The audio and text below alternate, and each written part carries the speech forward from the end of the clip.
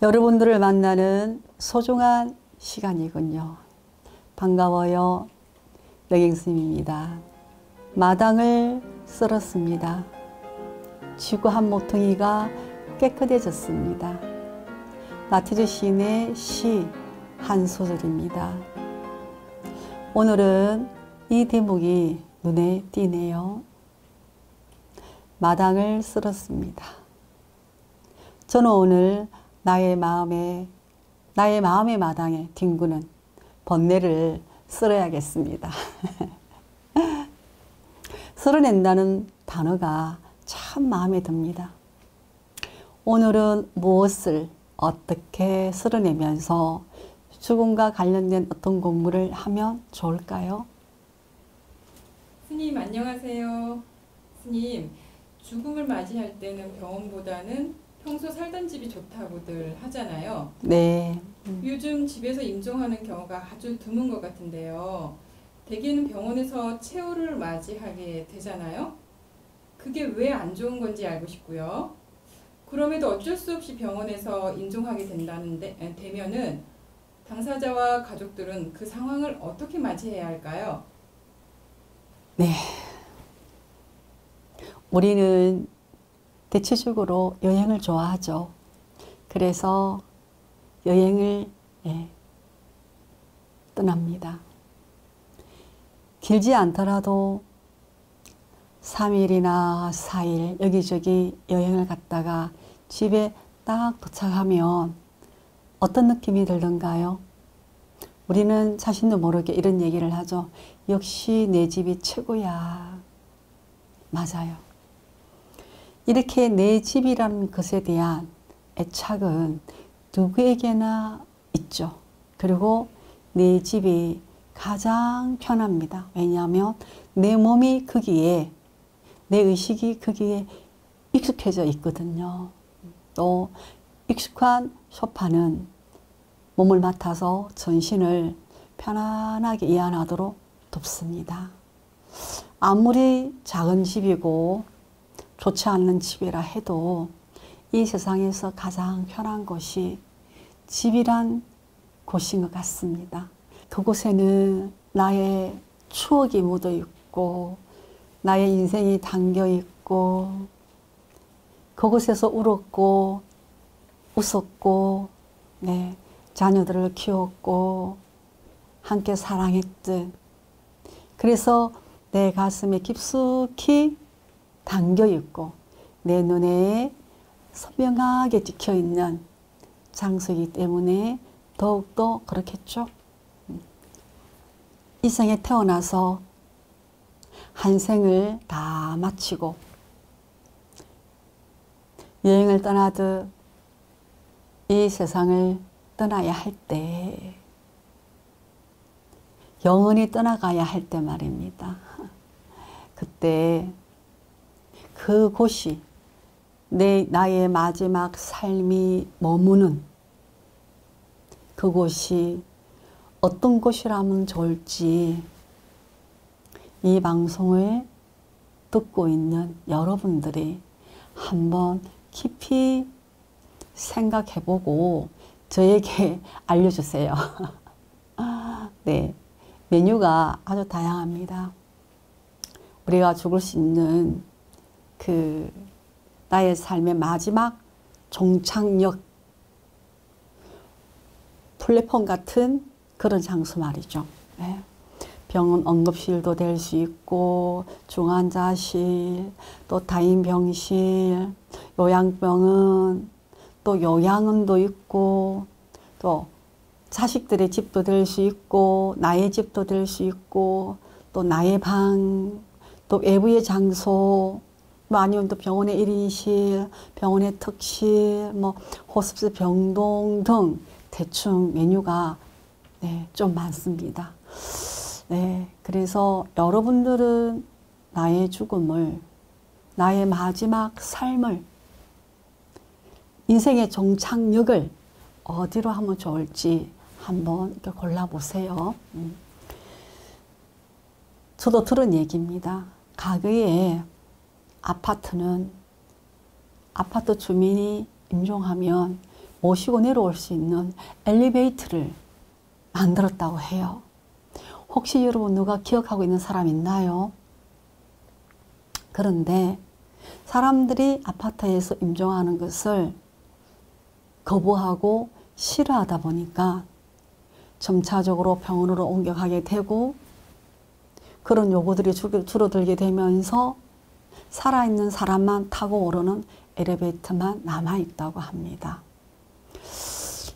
이런 요구들은 우리들이 한 거죠. 그래서 이 아파트 문화, 그리고 아파트 문화에서 제거되어진 한국인들의 죽음 문화, 이 부분은 우리가 만들어낸 것 같습니다. 우리에게 책임이 있는 겁니다. 어떻게 하면 좋을까요? 아파트는 너무너무 많은데 우리가 함께 고민해 봅시다. 네.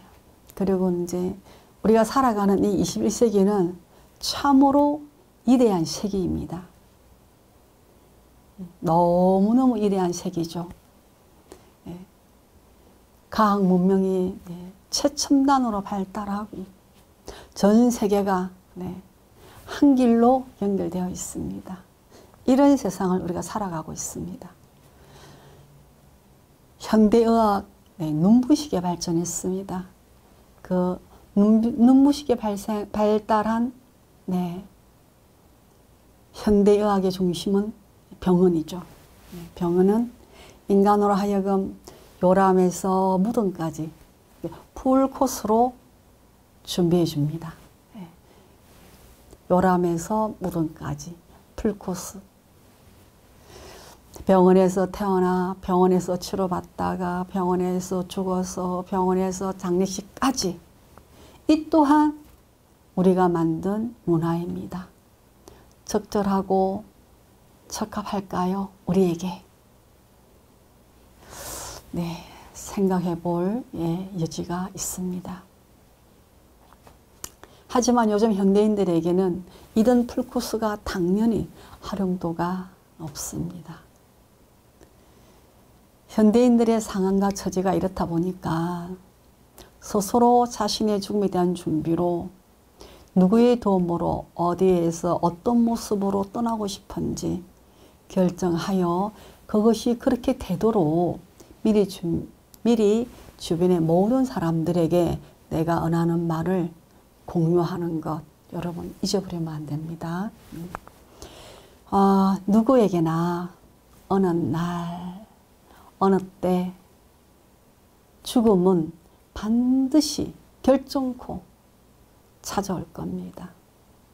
그때가 되면 말 한마디 내뱉기도 힘들고 물 한 모금 넘기기도 힘든 그날이, 그 순간이 우리를 기다립니다. 저는 정말 준비 없는 수많은 죽음을 보았지만 그 중에서 여러분들에게 꼭 들려주고 싶은 사례가 한 케이스 있어요. 너무너무 많지만 50대에 임종을 하는 환자입니다. 여성이고요. 집안도 꽤 잘 살고 여유롭고 경제적으로 별로 문제가 없는 그런 집이었습니다. 근데 그 보살님이 암을 앓게 되고 약 1년 반 정도 투병을 했습니다. 그래서 그 가족 구조가 약사도 있고 그 다음에는 이렇게 자녀들도 다 좋은 직장을 다니고 있고 다 괜찮았어요. 난 1년 반 정도 투병을 했는데 나중에는 그분을 간병할, 자식들이 너무 바쁜 거예요. 간병할 사람도 없고, 그래서 이제 어느 그 도심에 있는 요양병원에서 이제 투병을 하게 되었습니다. 근데 거기에 이제 그 환자가 아주 한 10명 정도 있다면 간병인 1명을 두고 이제 환자를 돌보는 그런 시스템이 있었습니다. 지금은 아마 그런 시스템들이 많이 없어졌을 텐데요. 지금으로부터 한 7, 8년 전에는 그런 시스템이 충분히 가능했습니다. 근데 병원 다인실에서 50대 젊은 부인이 투병을 하는데 식구들은 뭐 일주일에 한 번, 열흘에 한 번 이렇게 오고 또 병이 또 특히 암이 그 직장 암에다가 이렇게 아랫부분에 암이 많이 번져서 혼자 걷거나 어디를 이렇게 움직이는 게 굉장히 힘들어졌어요.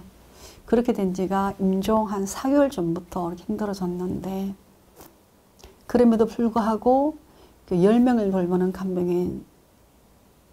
간병인의 환자 중에 한 사람이었어요.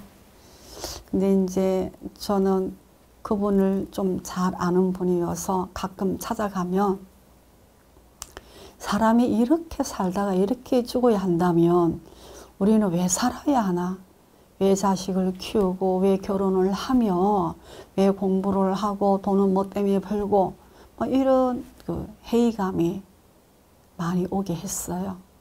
근데 이제 그래도 이 보살님은 내가 나아서 나갈 거라는 생각만 가득했지 내가 죽을 것이라는 것에 대해서 수용하거나 받아들이거나 생각해 보려고 하지 않았어요. 그게 참 안타깝고 힘들었는데 살아야 한다는 거죠. 왜냐하면 아직 애들도 결혼도 안 했고 또 자기가 하던 사업도 있고 이렇기 때문에 이 정리가 하나도 안 됐다라는 겁니다. 몸이 좀 좋아지면 나가서 정리를 하고 그때 생각해 보겠다라고 늘 얘기를 해요. 그게 1년 반이 지난 겁니다. 점점 나빠지죠. 그래서 이제 마지막에 임종을 할 것 같다 해서 제가 뛰어 올라갔는데 가서 보니까 제가 도착하는 한 10분 전에 임종을 했어요. 전화가 와서 임종했다 하더라도 그 병실에서 잠깐만 머물러 달라고 막 부탁했어요. 그랬는데 올라가 보니까 벌써 간호사들이 내 침대를 가지고 와서 지금 막 돌아가신 환자를 막 이렇게 무슨 짐짝을 옮기듯이 그렇게 옮기고 그 지금 돌아가신 그 상태의 몸을 보니까 너무 서글프고 비참한 거예요. 근데 그분이 평소에 굉장히 깔끔하고 단정하고 예쁜 분이었는데 정말 오물이 묻어있는 그런 병원복하며 죽은 자기 임종했던 그 침대에 시트하며 이불하며 이런 것들을 볼 때 우리가 진짜 이렇게 죽으려고 그렇게 열심히 살았나. 너무 처연하고 가슴 아팠던 기억이 있는데 이분은 스님이 1년 반 동안 가끔 잘 아는 사이라서 전화로 또 찾아뵙고 좀 준비를 하자, 정리를 좀 하자. 그리고 또 좀 더 이렇게 우리가 잘 죽을 수 있는 방법을 한번 생각해 보자 했을 때 끝까지 나는 치료해서 나을 거다라고 하는 여기에 온통 마음이 가 있었어요. 근데 결국은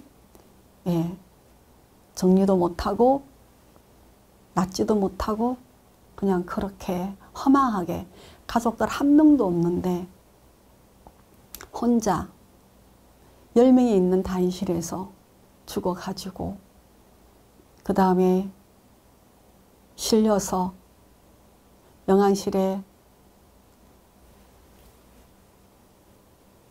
들어가고 난 뒤에 가족이 나타났습니다. 가족이란 무엇인가에 대해서도 많이 생각하게 했고